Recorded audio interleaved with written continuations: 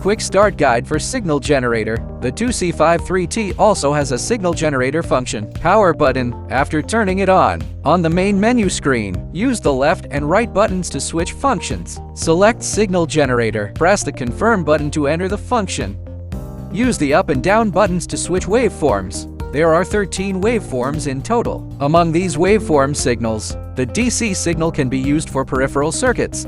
Other waveform signals are more suitable for computer motherboard repair.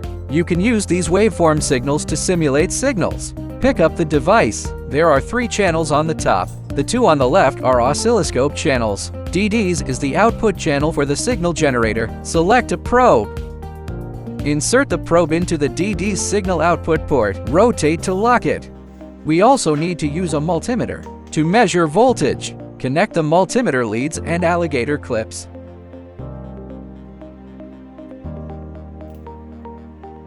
Long press the confirm button. To start or stop the waveform signal, press the confirm button. Enter the DC signal parameter adjustment. Switch to the amplitude option. Press confirm again. Use the left and right buttons to change the value position.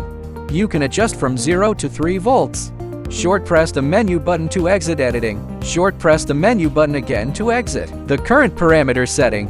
That's how to use the signal generator. You can click the home page for more information. If you have any questions, feel free to contact our technical support.